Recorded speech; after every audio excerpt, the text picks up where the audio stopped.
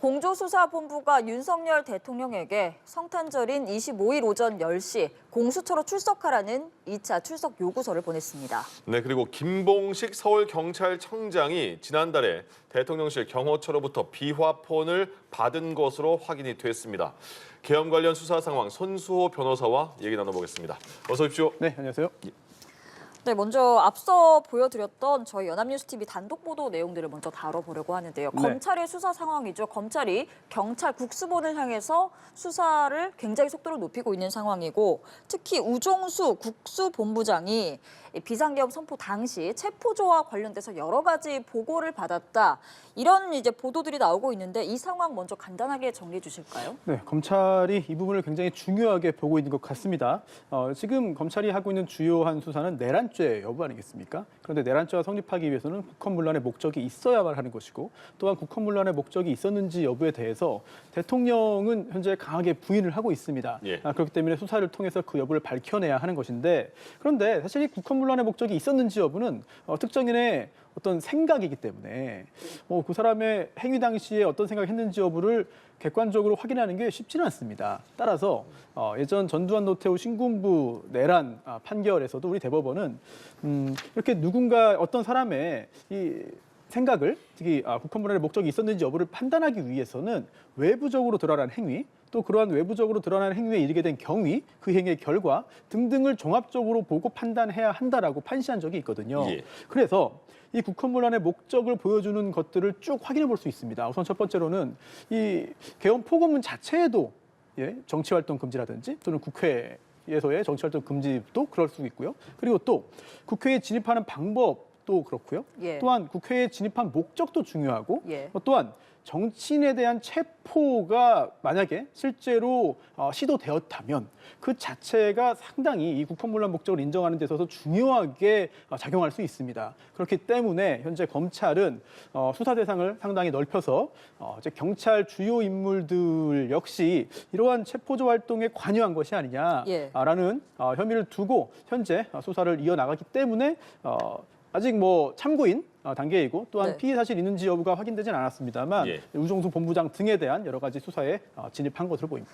예. 그러니까 체포조가 운영됐느냐, 정말 투입이 됐느냐가 굉장히 중요한 문제잖아요. 그래서 네. 검찰 쪽에서는 경찰을 의심하고 있고, 지금 경찰과 경찰이 지금까지는 수사 경쟁을 벌여온 상황에서 기습적으로 압수수색을 한 것 같습니다. 그 경찰에 대해서. 근데 우 본부장은 검찰의 의심과는 다르게 당일날 제주도 출장 중이었는데 내가 올라갈 때까지 최대한 명단 주지 말고 시간 끌어라, 이렇게 정반대되는 진술을 하고 있어요. 그렇습니다. 그럼 이걸 계속 밝혀내는 게 문제겠네요. 네, 우종수 본부장은 참고인의 휴대전화를 압수한 것 자체에 대한 유감을 표했고요. 그리고 당시 이 행적에 대해서도 아주 자세하게 밝히면서 예. 혐의가 없다는 부분을 강하게 이제 피력하고 있습니다. 예. 당시에 검찰이 현재 밝히고자 하는 것이 경찰이 여러 가지 체포조 관련된 내용을 보고를 받았다는 부분을 언급하고 있는데요. 사실 보고를 받았다면 어떤 내용의 보고냐, 그리고 또 그러한 보고를 받은 후에 우종수 본부장이 어떤 지시를 내렸느냐 예. 등등의 실질적인 부분이 중요하거든요. 예. 하지만 현재 경찰은 보고가 있었다, 체포조 관련 보고가 있었다는 부분만 언급을 하고 있고, 구체적으로 그 다음 단계까지는 아직은 언급하지 않거나 또는 알지 못하거나 또는 존재하지 않는 것으로 보입니다. 예. 그러한 취지에서 우종수 본부장도 강하게, 경찰 측에서는 강하게 반박을 하고 있는 상황으로 보이네요. 예, 어떻게 보면은 지금 공조본이 출범을 해서 수사를 이어가고 있는데, 이 사건 초기부터 이제 검찰과 국수본의 그런 어떤 미묘한 그런 네. 경쟁이 있어 왔습니다.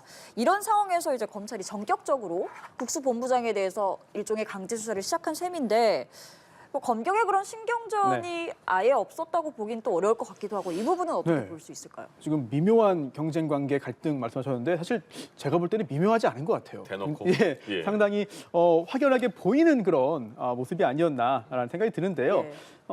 갈등이 조금 잠잠해지는 것이 아니냐라는 생각도 들었습니다. 왜냐하면 며칠 전에 검찰 수뇌부가 결단을 내렸죠. 예. 공수처의 주요 사건을 이제 이첩하면서 나머지 사건에 대한 공수처의 이첩 요청이 다 취하가 되고 다 철회가 되고 그 후에 뭔가 좀 협조가 잘 이루어지지 않겠느냐라고 보았습니다만 검찰 수뇌부의 결단과 또 실제로 지금까지 현장에서 이 사건을 수사한 검사들의 생각이 약간 달랐던 것 같습니다. 예. 그러다 보니 결국 이 수사가 대통령 수사가 진행된 후에 기소를 하기 위해서는 법상 검사가 할 수밖에 없으니까 결국 사건을 다시 가져와서 받은 후에 할 수 있다라고 이야기를 수뇌부는 했습니다만 일선 검사들은 거기에 순응하기보다는 예. 오히려 현재 하고 있는 수사를 좀 더 속도를 내고 좀 더 예. 빠르게 진행을 하면서 경찰 수뇌부가 이 사건에 있어서 수사 대상이다라는 부분을 보여줌으로써 검찰의 수사가 더 정당하고 또한 검찰의 수사가 더 공정할 수 있다는 부분들을 보여주기 위한 목적도 없지는 않은 것으로 짐작됩니다. 예, 예. 네. 만약에 지금 검찰 수사가 더 진행이 돼서 어떤 객관적인 증거가 확보가 네. 돼서 우종수 본부장이 단순히 뭐 보고만 받은 것이 아니라 그 네. 이상의 어떤 가담한 정황도 드러난다면, 근데 지금 국수본을 이제 이끌고 있는 이제 본부장인데 네. 그 신분은 좀 어떻게 해야 하는 걸까요? 경찰뿐만 아니라 이제 군에서도 현재 수사 업무를 하다가 수사의 대상이 된 경우에 이제 직무에서 배제한 사례들이 계속 나오고 있거든요. 예. 이제 우종수 본부장이 그렇게 될 것이다, 되어야 한다가 아니라 네. 수사를 하기 위해서는 이렇게 중요한 국가적인 사건에서 혐의 사실이 없는 것이 보여져야 이제 국민들도 수긍을 할 수 있을 겁니다. 또한 수사기관 내에 조직 안정 차원에서도 따라서 만약에 우종수 본부장이 검찰에 의해서 피의자가 된다면 네. 사실은 그런 상황에서 수사를 지휘하는 것은 쉽지가 않아 보이고요. 그런 측면에서 어찌 보면 더 큰 혼란이 발생할 가능성도 있겠습니다만 현재까지 경찰 측에서 밝힌 내용에 따르면 우종수 본부장이 어떤 범죄와 관련된 행위를 했다기보다는 당시에 오히려 협조를 좀 미루고 최대한 시간을 끌어라라는 그런 지시를 했다고 하거든요. 만약 그런 부분이 진실이라면은 이번 참고인 단계에서 뭔가 마무리되고 그 다음 단계로 진행되지 않을 가능성도 상당히 높아 보입니다. 예. 예. 경찰의 1인자, 2인자 조지호 경찰청장과 김봉식 서울경찰청장이 검찰로 넘겨졌잖아요. 네. 그런데 그 조지호 청장은 비화폰을 받아서 대통령과 6번 통화를 했다. 여기까지 나왔고. 근데 이번에 나온 게 김봉식 서울경찰청장도 비화폰을 받았다. 네. 12월 달에 받았다. 그래서 김용현 전 국방장관과 통화까지 했다. 이렇게 나왔어요. 그럼 네. 도대체 비화폰으로 어떤 내용을 얘기했으며 비화폰을 왜 받았을까? 그것도 좀 궁금증이에요. 그렇습니다.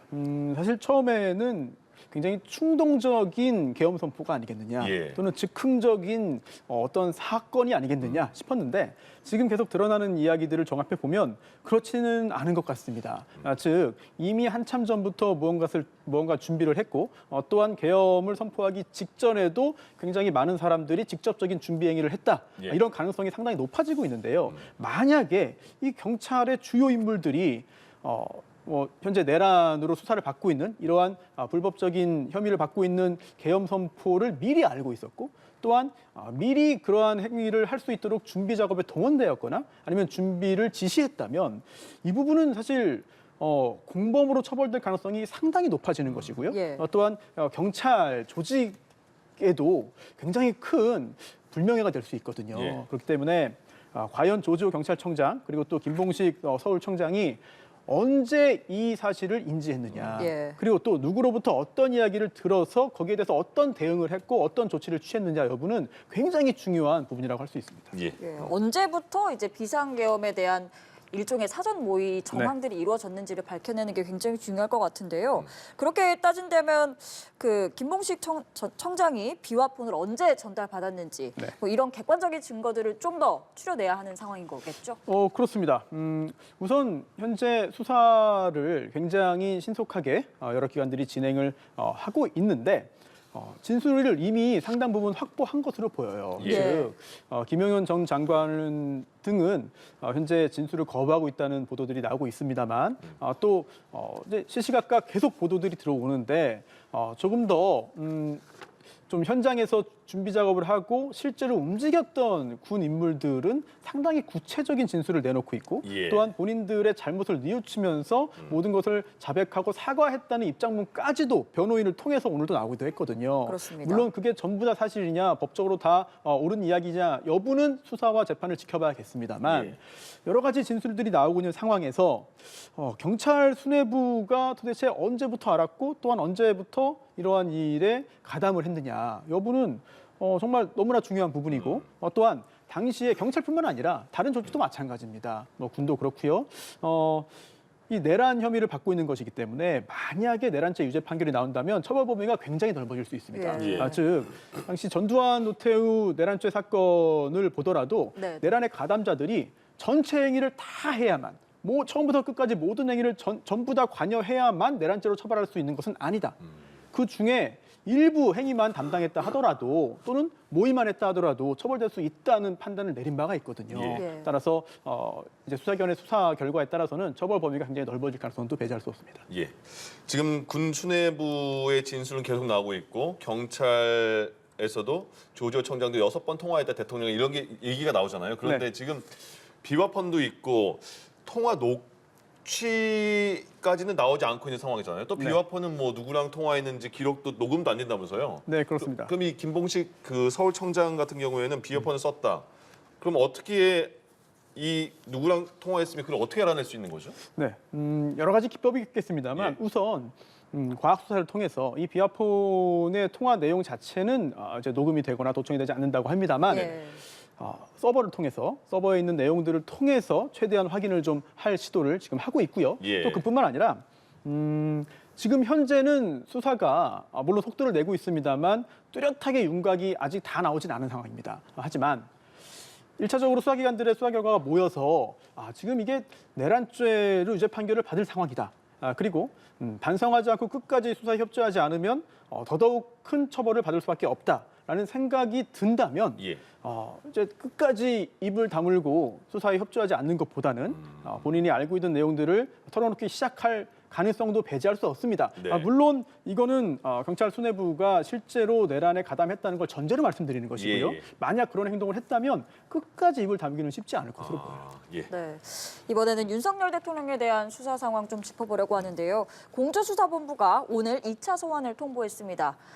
성탄절 25일에 출석하라고 통보를 했는데 내란 우두머리 혐의 그리고 직권남용 권리행사 방해 혐의를 적시한 것으로 알려졌고요. 우선 윤 대통령이 지금까지는 소환 조사에 응하지 않았고 변호인단도 꾸려지지 않았다는 입장이 이제 직간접적으로 전해져 오고 있는데 네. 25일에 출석하실 거라고 보시나요?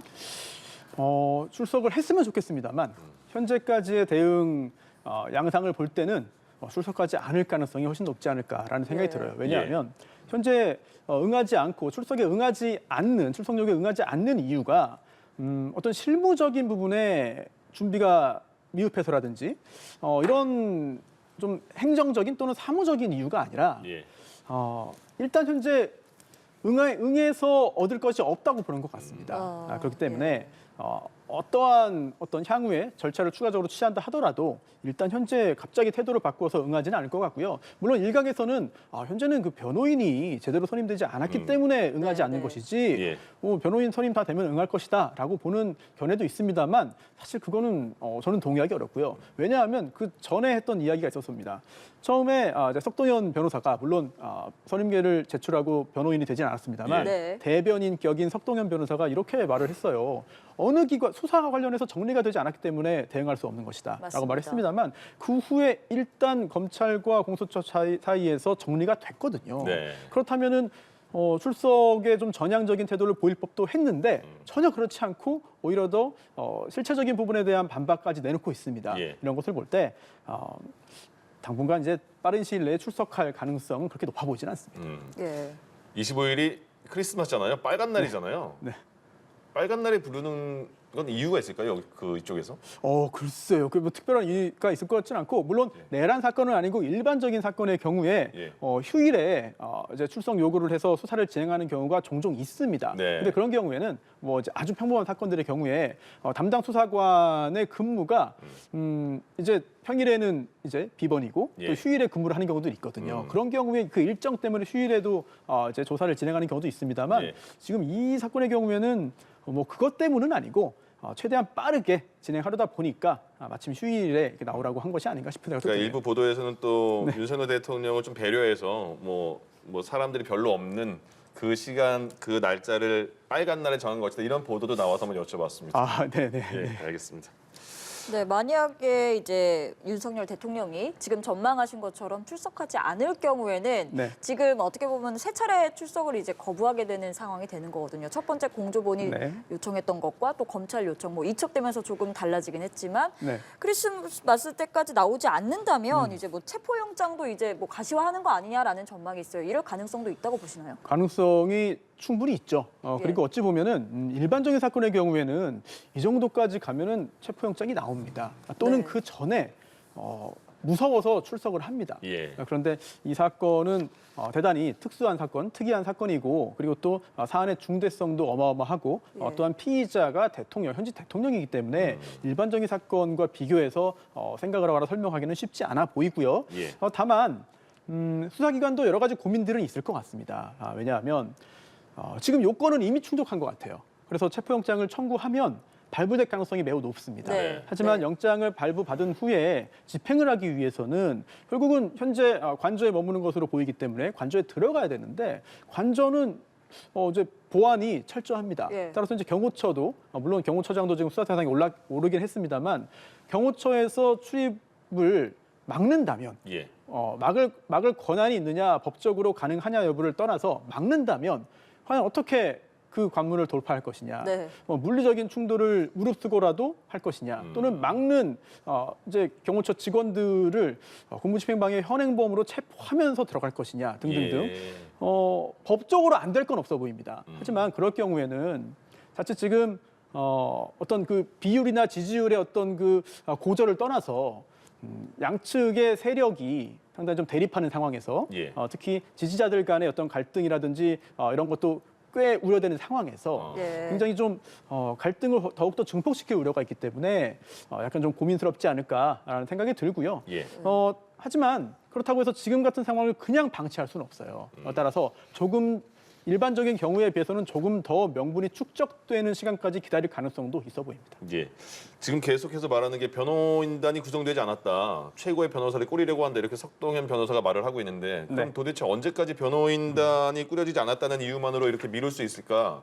언제까지 네. 가능한 거예요? 이런 게? 이런 이유가? 네, 일반적인 사건의 경우에는 변호인 선임하겠습니다. 시간 좀 주십시오라고 하면은 충분히 시간을 줍니다. 예. 네. 그런데 지금 현재 윤 대통령의 수사 대응을 보면은 의도적인 시간 끌기가 너무 역력해 보입니다. 네. 예. 역력해 보이고, 그리고 또한 대변인격인 석동현 변호사도 구체적인 이야기들을 기자들 앞에서 했고요. 또한 외신을 또 따로 모은 다음에 또 여러 가지 이야기를 했습니다. 예. 또 그 외에도 실제로 이제 변호인이 될 것으로 보이는 여러 변호사들도 현재 언급이 되고 있었잖아요. 네. 그렇다면은 실질적으로는 이미 변호 업무를 하는 변호사들이 있을 것이다. 다만 공식적으로 이제 변호인 선임서를 제출을 하면 그쪽으로 또 문서들이 송달되기 시작합니다. 예. 그러면 이거를 또 피할 수가 없거든요. 그렇기 때문에 실질적으로는 업무를 하고 준비를 하고 있지만 공식적으로는 현재 선임되지 않은 것처럼 하고 있는데 이런 부분들을 수사기관도 굉장히 고민스럽게 볼 거예요. 예. 왜냐하면 누가 봐도 수사 대상이 되는 거 알고 있고, 누가 봐도 출석 요구한 거 알고 있고, 누가 봐도 시간 끄는 거에 대한 여론이 좋지 않은 것을 알고 있기 때문에 그냥 상당히 강하게 조치를 취하고 싶은 생각이 있겠습니다만 예. 예. 현직 대통령에 대한 수사이고, 그리고 또 자칫 절차적인 문제가 발생할 경우에는 네. 혹시라도 수사 전체를 그르칠 우려도 있기 때문에 예. 차근차근 차곡차곡 하나씩 쌓아가는 것 같습니다. 서류를 전달했다는 걸 모든 언론이 지금 전하고 있는데 모를 네. 수가 없잖아요. 네. 예. 그렇지만 이 송달이라고 하는 게 전달과는 좀 다릅니다. 받아야 된다. 네네. 진짜로. 그래서 굉장히 형식적인 절차가 중요하기 때문에 예. 알고 있다, 인지했다 하더라도 송달 절차는 거쳐야 하는 것이죠. 알겠습니다. 네, 수사기관의 이제 입장에서 봤을 때는 수사의 속도는 높여야 하는 상황인데 현직 대통령 수사이기 때문에 조심스러울 수밖에 없는 상황이라고 정리를 해주셨는데 그렇다면 이제 과거 사례들처럼 뭐 제3의 장소에서 조사를 한다든지 네. 서면으로 조사한다든지 이것도 이제 나중에 고려할 수 있는 어떤 선택지 중에 하나라고 볼 수 있겠죠. 예전에 이명박 전 대통령도 당선인 시절에 조사를 또 받았고요. 그리고 또 김건희 여사도 또 조사를 받았죠. 얼마 전에도. 그렇기 때문에 꼭 검찰청사에서 또는 뭐 공수처 건물에서 조사를 받아야만 하는 건 아닙니다. 예. 하지만 지금 상황에서 무언가 편의를 제공했다는 인식을 주거나 아니면은 직접 대면하지 않고 서면으로 조사를 한다? 뭐 이론적으로야 가능하지만 현실적으로는 그럴 사항도 아니고 예. 또한 수사기관이 굳이 그러한 특혜로 비추어질 상황을 어제 만들진 않을 것 같아요. 예. 따라서 아주 공정하게 또 공평하게 아주 원칙에 따라서 수사를 진행을 해야 하고 또한 그렇게 할 것으로 보입니다. 예. 그 헌법재판소가 27일에 준비기를 연다고 말을 했잖아요. 그럼 네네네. 그때는 그 이 절차상은 제대로 진행될 것인가? 왜냐하면 다음 주 월요일에 헌재가 네. 뭐 송달 받은 걸로 간주할 수도 있어. 거기에 대해서 판단을 내릴게 이렇게 한 다음에 어쨌든 네. 27일에 준비 기일인데 절차상은 뭐 흐트러짐이 없을지 궁금하네요. 네네. 그 부분도 좀 논란이 있습니다. 왜냐하면 지금까지 말씀드린 것은 수사 관련해서 이제 수사기관이 출석 요구서를 보낸 것에 대한 송달이 되지 않아서 문제가 생긴 것이고요. 예. 지금 진행자께서 말씀하신 부분은 이제 헌법재판소와 관련된 부분인데 네. 오늘 헌법재판소가 입장을 좀 밝혔어요. 예. 여러 가지 조치를 취했지만 아직까지 공식적으로는 송달이 되지 않았다. 라는 부분들을 확인을 했고요. 네. 그리고 수명재판관들이 이 부분을 다른 모든 헌법재판관들에게 알렸다. 그래서 상황이 공유가 됐다. 그렇기 때문에 앞으로 이 상황을 어떻게 해야 되는지에 대해서 헌법재판소에서 주말 내에 고민을 해서 예. 대책을 발표하겠다라고 말을 했는데 이 부분을 뭐 아주 간단하게라도 좀 살펴볼 필요는 있습니다. 네. 왜냐하면 관련 규정에 따르면 교부 송달이 원칙이에요. 그래서 그런데 이게 전달이 안 됐잖아요. 예. 그런 경우에는 이게 유치 송달이라는 게 있습니다. 네. 즉 놓고 오는 거죠. 근데 놓고 오는 것도 어디까지 들어가서 놓고 와야 되거든요. 근데 들어가지 못하니까 이것도 못합니다. 그래서 지금 나오고 있는 게 이제 발송 송달인데요. 예. 네. 발송 송달은 보낸 것만으로도 송달됐다고 보는 겁니다. 네. 그런데 이게 굉장히 예외적인 거기 때문에 요건이 엄격합니다. 그리고 과연 지금 상황에서 이거를 시도할 수 있느냐? 엄격히 뭐 내용이 좀 상당히 좀 자세히 너무 좀 길어집니다만 이런 부분들은 쉽지는 않아 보이고요. 예. 그래서 이게 안 될 경우에는 공시 송달도 있어요. 그런데 이거 역시도 부담스럽습니다. 그리고 또 그 외에도 이제 전자 송달이 있고요. 예. 뭐 전화나 팩시밀리, 문자 메시지도 가능은 합니다.